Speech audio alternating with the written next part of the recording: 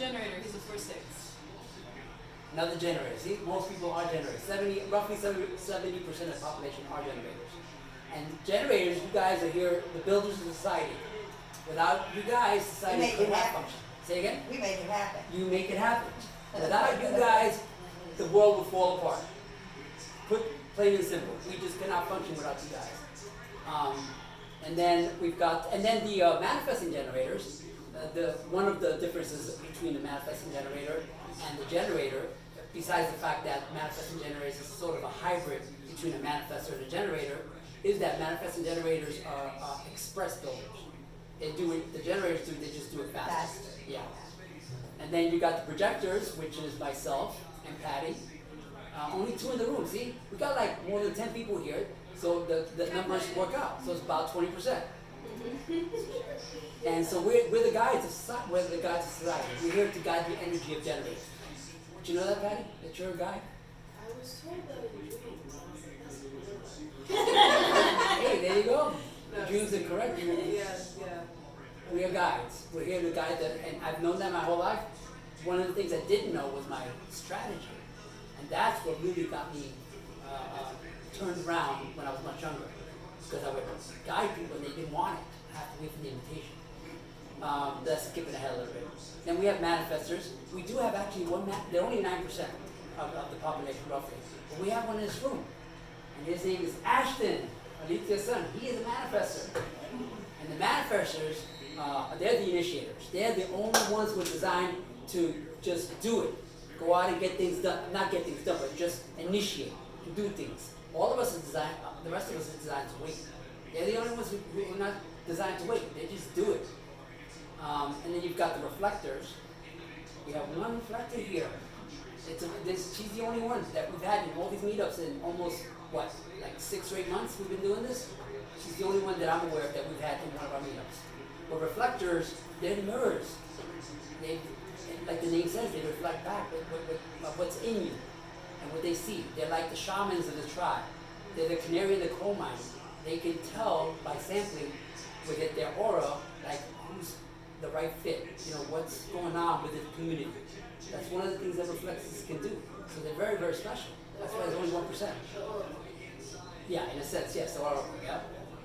So did you get ours up, Grace? I did, yeah. All right, cool. Yeah, so we talked about types, and then the next thing is strategies. You want to hit that real quick? Sure. As I was alluding to a moment ago, the generators, your strategy is wait to respond. So instead of the Nike generation says, just do it. That's only the manifestors. All the rest of us are not here to just do it. We need something, the generators need something to respond to. So that doesn't mean just sit around and wait. It means that you can go out and create situations that you can respond to. So that's what that kind of looks like. We'll go into examples of what that kind of means. Grace will give her version on that. And then the projectors, Patty and I, our strategy is wait for the invitation.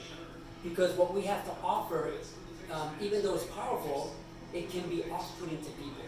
So they have to be open and ready for it before we can offer that guidance. And that's the resistance I got most of my life growing up. I would offer guidance and people would say, I didn't ask you for that. I didn't ask you for that. And I was like, bang my head against the wall. What am I doing wrong? Well, I didn't wait for the invitation. That's our strategy. And then you got manifestors, as I said earlier, is to initiate. They just go do it. That's the strategy. Just do it. What you want to do, Ashley, you do it, brother. You're the only one who can do that. That's what your design is. Just do it. They're unique in that they're not meant to be to ask permission. They're meant to inform. Their strategy actually is to inform. They should say inform them.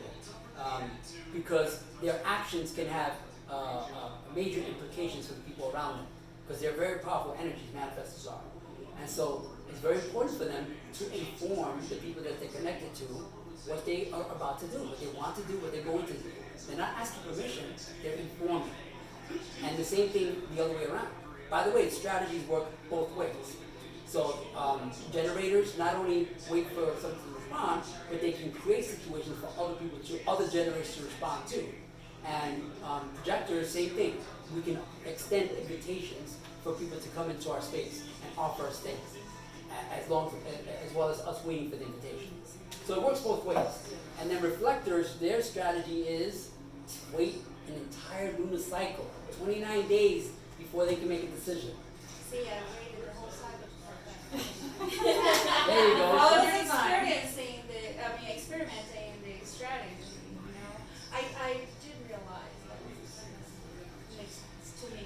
Beautiful. Yeah, and if I can shed a little more light on it, since my sister is a 500 reflector, she said that the way she explained it is she literally is affected by the full cycle of the moon, and so all the way the planets, when they're aligned, like when they go through her chart, and I don't know if this makes sense to you, but it affects the energy of the planets as they move through their cycles do affect all of us, but they affect the reflectors the most because they have a very wide open chart, and you'll see it in just a minute when we look at.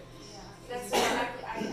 I already knew that Yeah. way before human design. And so that's like astrology. You right, know? yeah. And so that's why you have to wait the entire month because you have to experience. And so what she told me is some days I feel like a manifesting generator, some days I feel like a projector, some days so she gets to kind of taste it all. And so that's what they do. The reflectors, they're here to kind of taste or sample the environment. So they sample the group, the health of the group, the health of the community. They have a very special role to play in making sure that things are functioning because they can sample like a canary in the coal mine. Very sensitive. Very sensitive, yeah. Picking everything up, right?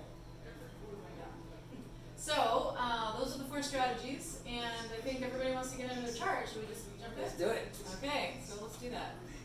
So I'm going to switch over here to different window.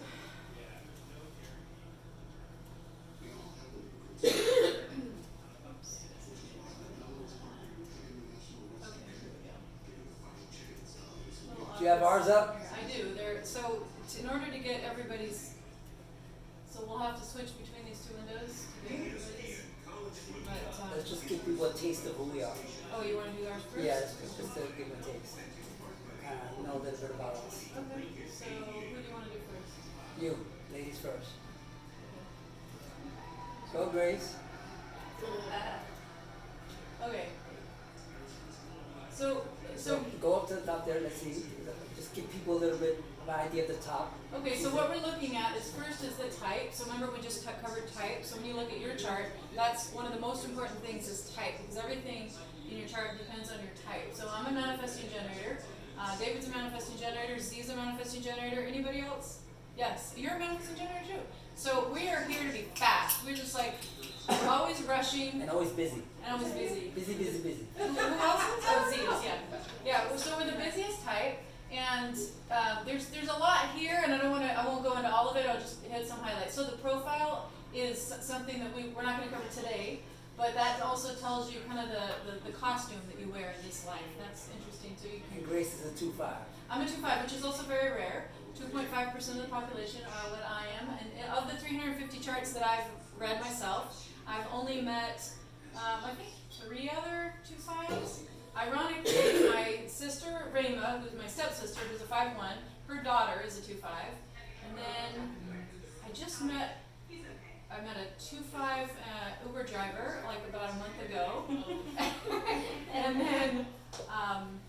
This is how Grace gets 350 charts. I travel a lot. I travel every week, but I've learned to listen to my strategy. So I used to just offer it to everyone, but I'd get in the car, I'd start up the conversation, and Raylan I would say, "How does human design come up for you in all your conversations every day?" I would say, "How could it not? This is what I talk about." And so of course people want to know. But what I realized was happening is I was giving out all these chart readings, just while I was driving. They would drive me to the airport or drive me back. I'm in Seattle right now a lot. And what I noticed is I would feel frustrated. I would give them all this great information, and out of, let's say 200 charts, maybe 1 or 2 people would text me back and say thank you. Like, hardly anyone. And so I brought it up to Ray one time, like, why is this happening? And he said, well, are you following your strategy? Are you waiting for something to respond to? And I wasn't. I was just initiating because I thought, this is so amazing. Everybody loves it. Who wouldn't want to know their human design? Apparently, a lot of people don't really care. This is what I found. So now I have the conversation. Hi, how are you? How long have you done driving? Blah, blah, blah, blah, blah. And then if they ask me what I do, and I have an opportunity of something to respond to, then I say, well, I do this for my day job, and what my real passion is this. And then I wait, and I see if they, are interested, and if they are, then, we jump into a good conversation, and if not, we don't. And what's funny is that I have had a lot less chart readings lately since I started following that strategy.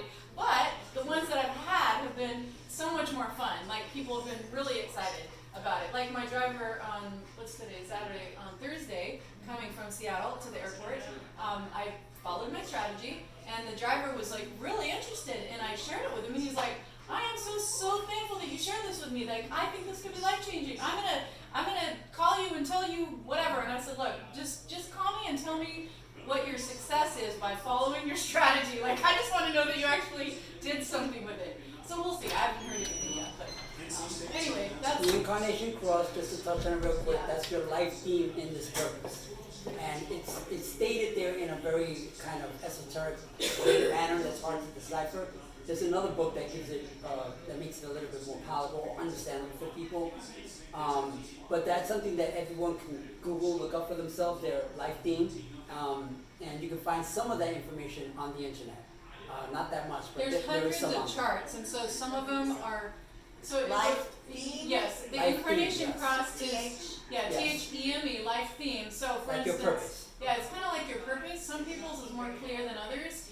And there's two parts to it: the right angle and the left angle. So the majority are right angles. So we're here to know ourselves. If you're a right angle, how many of you are right angles? So get your chart. Right angles. You're a left angle. You're a left angle. Left angles are here for the other. And right angles are here to know themselves. Primarily. Primarily, yeah. So that's like part of if you're wondering why you're here on this earth, is to know yourself. And if you're learning about yourself through human design, bingo, check that box, you are on your path. Here's how you know if you're on your path. On your chart, you're going to look and you're going to see, this one doesn't have it. Okay, we used to use a different one that has your theme and not self-theme. So this one only has your not self-theme. So for those generators, your not self-theme is frustrations, are not self. So when we're not on our path, we feel frustrated. When we are on our path, we feel satisfaction. So that's when you'll When know. we're following our authority, our inner GPS. Right, We follow or that. when we're on the path. We're on the path that is set out for us Right. in our human design. We're Yes. following our design. Yes. So anyway, lots of good information for you. We're not going to cover all this today, but I'm going to give you some, since I know some of you really want the details of it, feel free to schedule some time with either Ray or I. We do these readings individually.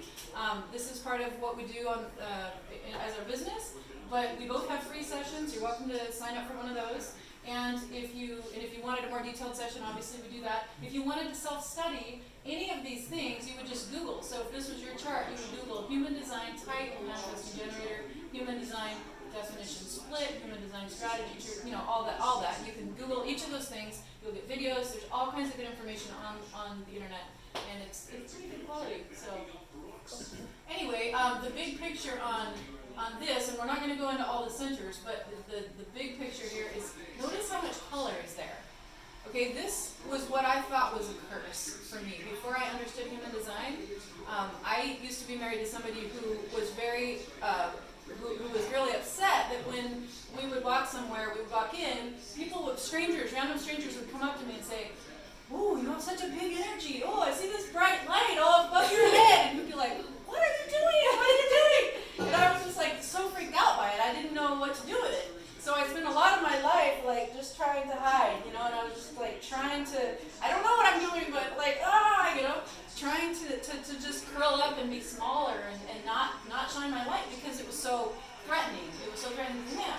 And I was codependent, and I thought I needed to please him. And pleasing is also part of this solar plexus when it's open like this. You're a pleaser. Right here, solar plexus. If it's open, you're naturally a people pleaser. So you want to be aware of that. And the reason I'm bringing it up right now is because we're talking today about self-love. So when you have an open solar plexus, and how many people have one? I'm sure you're looking at your charts right now. You're not opening it. White. If it's If white, it's if it's open. white. If Yeah. it's colored, it's defined. So I want to see who I'm talking to. You have one? Yes, you do? And you do. Okay, so if it's open, that Mine's open means, too. yeah, it is. So it means that you're a people pleaser. And so why that's connected to self-love is if you're a people pleaser, you intuitively know what it takes to make the other person happy, and you'll do that without even thinking. And it's always easier when you're open like I am to just do what they want. And then what happens is you tend to get burned out because you're just constantly pleasing the other person and you're never taking care of yourself. That's the trap. And so that's the challenge with self-love, and that's why for me learning about my human design was so pivotal, because I realized, that I'm open here, and that I'm a people pleaser, and that I can do something about it. I used to think it was like a death sentence. Now I'm a people pleaser for the rest of my life. What am I going to do about that? But now I know, there's all the core principles teach you how to do this. We create filters, we create, there's lots of tools that we can teach you if that's an issue. But the bottom line about self-love is, if you're open here, you want to be conscious and aware that you are taking care of yourself first. And in this society, that's almost Seen as selfish. seen as selfish, yeah. I mean, how many of you grew up with that? That's selfish if you put yourself first, right? And I grew up in a really religious family. I mean, my name is Grace. Hello, my sisters of faith, hope, and joy. My brother is Joel. It's a book in the Bible. So, and there's nothing wrong with that. There's a lot of wisdom in the Bible, and I love my parents, and I'm glad for, the things they wanted to teach me. But the challenge with all that religious programming is it teaches you that, what I learned was Jesus first, others second, yourself last. Yes. So I was always putting myself last. And when you put yourself last, how many of you have ever flown on a plane? Mostly you have, right? And what do they say when you're getting, Put your mask on. Right? Put your mask on yourself first before you help others. That's what I tell people. that's my logo.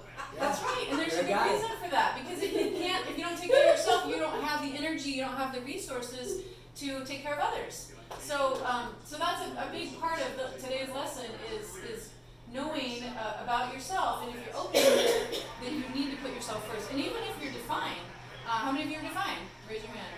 So for those who are defined, do you want to? By the way, it's also called it's the solar plexus center, but it's also called the emotional center. But that's where the emotions reside, is in the solar plexus center. And if you're defined there, so definition basically means that you're broadcasting energy from those centers. And if it's white or open, it means you're receiving energy in those centers. And when it's open, we're receiving, and we can feel, people like Grace and I, and the ones that are white and open there, we can sense other people's emotions. And sometimes we think it's ours, but it's not. It's other people. We feel it. And in an extreme situation, we can even amplify it. Not an extreme, no, any situation. In any situation. In any situation, when the other that we're with, and usually we're attracted to people that are the opposite of us, when they are getting emotional, and this is important. So if you think about your own chart, and then look at the chart as if you have somebody close to you, or a partner or a friend, you spend a lot of time with, notice this. It's probably going to be the opposite of you. And when they are defined and you're undefined, like I'm undefined, and Lynette is defined. Lynette is defined. She is defined. Yeah, and so for instance, I live with Ray and Lynette. So Lynette is defined. When she gets into her emotions, she gets very emotional, and I feel it, and I'm just like, ah, and so until I was aware of that, it was really frightening. My mom is defined emotionally, and she just visited me in Seattle recently, and so we're sitting there, she was in her bed, I'm in my bed, sharing a room, right, and she started going off on politics, and she's like, rah, rah, rah, all this stuff about politics, and I was like, I started to feel that feeling, and then it occurred to me, like, I know what's going on here, yay, like I'm not, and I realized I'm amplifying her emotions. So I'm telling you that so that this can be a really big aha for you. One of my clients, very impressive project manager, really smart guy, very talented, and probably in his late 40s, early 50s, but the challenge that he had is he would find himself crying in meetings, and he couldn't figure out why, and obviously this is affecting his career, right? It's like, why is he crying? And he couldn't stop, and he didn't know what it was about, and this was a big deal. Finally, I told him, do a reading with me, and he did. And when he realized that he's open here, he was picking up other people's emotions. And it was affecting him. And this was a huge aha, because he realized all of his life this has been happening. He's been crying and he didn't know why. So if you have kids or grandkids, this is super important for you to teach them. Because if the kids could know this, just imagine, it could change your whole life. Because if you're a kid and you're open and you're picking up the emotions of your parents or some people around you, it's freaking you out. And you might be thinking that you're emotional. And people might say, oh, you're a wreck. You're an emotional wreck. I'm sure you've heard that, right? But you're not. All you're doing is amplifying the emotions of others around you. So in traffic, when you cry, you just pick up everybody's For you, that's probably true.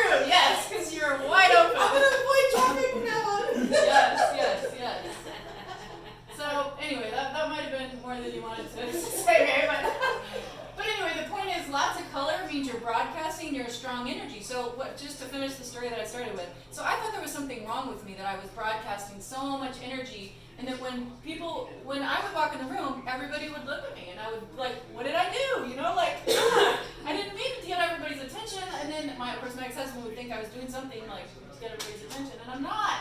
But here's why, it's because I'm broadcasting. I'm broadcasting all this energy. I can't help it.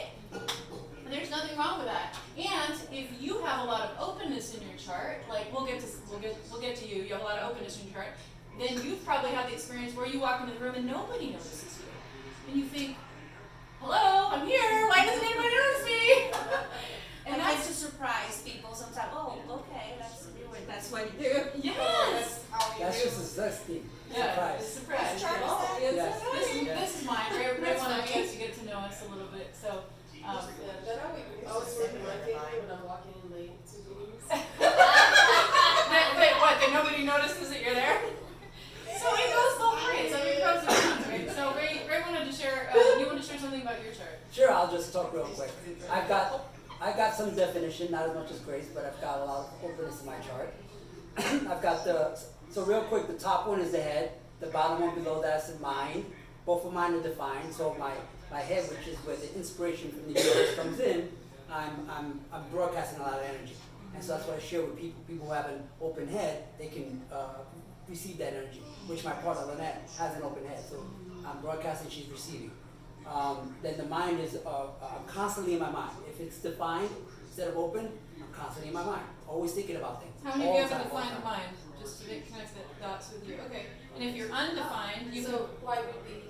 so White defined is green. you're defined there. Yeah, because you've got a White is green. open. So we're talking about this part right here. It's green. So if you got green, that means it's defined. And you have you're probably really Very busy in your active mind. mind, yeah. If it's open there, you might be able to read minds because you're receiving what other people are transmitting. What if it's a light green? It doesn't matter. The shade doesn't matter, it's just whether it's colored or not. It's just a rendering Yeah. on the computer. And then I have an open throat, that's the throat center right there, the third one down. And then we've got the identity center, or the Chi center. She's circling right there, the diamond. Mine is open. What does it mean to have an open throat So or Grace to and have I- a defined throat? I have an open throat, Grace has a defined throat. Open means you're receiving energy. So it means that the way in the we, throat, the way we communicate, oh, it's communication. yes, that's a communication and manifestation center. It's the gearbox of the chart. All the energy from the chart comes into the throat. Like it's like the place that it goes out from. That's why it's the manifestation center. So mine is open and I'm receiving energy in my throat. So it doesn't mean that I can't talk, as you can see, I can talk, I'm talking. But it just means that I communicate in a different fashion than someone like Grace, who has not only a defined throat, but she has a motorized throat. And we'll touch on that maybe a little later. These are 4 motors, 1, 2, 3, 4. So if you have any of these defined, it's a motor and it gets you going. So every single generator has the sacral defined. So we got the identity, the heart or the ego center, or the will center right there, the sacral, and then you've got the pressure center, or the root chakra. These are, by the way, these are all tied into the chakra system. So the chakra system believes that we have 7 centers. Human design back in 1781 says that 2 of the centers broke off and created their own